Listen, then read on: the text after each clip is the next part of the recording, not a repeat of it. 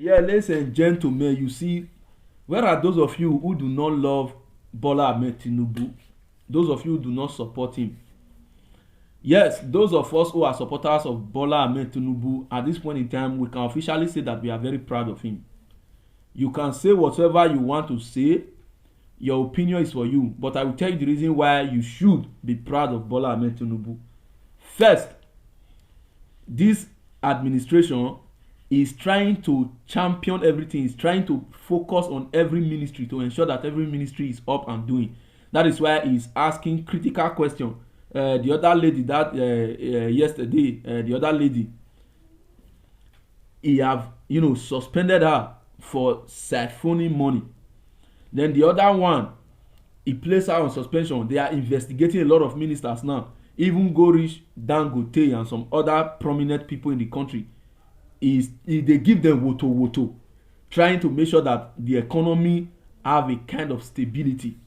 Now the big news is this: he have cut down his entourage and that of the first lady, vice president, ministers and executive staffs. See the report. It's crunch time, and fostering fiscal responsibility in the corridors of power is the aim of Nigeria's President Bola Tinubu, who has come under mounting scrutiny over the cost of official trips in the last 7 months. A prevalent trend among top government officials in Africa is their penchant for extensive travel with large delegations, despite the strain on their supposedly ailing economies. In the past 7 months, both President Bola Tinubu and Vice President Kashim Shettima have collectively visited 16 countries, defending these trips as vital for driving foreign direct investment into Nigeria. But critics question the economic impact, particularly given the size of the accompanying delegations. Today, Tinubu has announced sweeping financial austerity measures affecting all federal ministries, departments and agencies, the Office of the President, the Office of the Vice President, and that of the First Lady. 4 members of their staff, appointees and the like, will be allowed to travel with a minister on an official trip. For heads of agency, that will be limited to 2 members of staff allowed to travel on an official trip.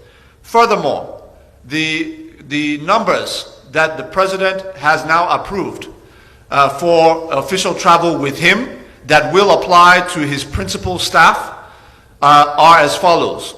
On international trips, the president has directed that no more than 20 individuals be allowed to travel with him.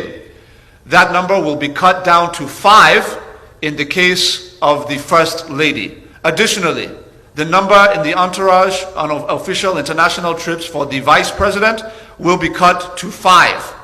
The number that will be placed as a limit on the wife of the Vice President is also 5. These cost-cutting measures extend to travels within the country. In terms of local trips, the President has approved a new limit of 25 members of staff to accompany him on domestic trips within the country. The Office of the First Lady is now limited to 10 staff members to accompany her on official trips within the country. The Vice President will be limited to 15 members of staff on official trips within the country, while his wife will be limited to 10 members of staff on official trips within the country. You will find that the numbers on international trips are less than those allowed on domestic trips. This is because international trips are far more expensive. And an additional caveat that extensive security delegations accompanying the President and the Vice President during local trips will cease to exist. When Mr. President or the Vice President travels to any state within the country, the massive bills that accrued due to allowances and ESTA code for security detail coming from Abuja going and traveling into those states will be massively cut due to the directive of the President that the security outfits within states, whether it be police, DSS or branches of the military, will frontline his protective detail when he travels to those states. This decision follows the controversy surrounding the federal government's contentious 1,411 delegates to the United Nations Annual Climate Summit COP28 in Dubai about a month ago.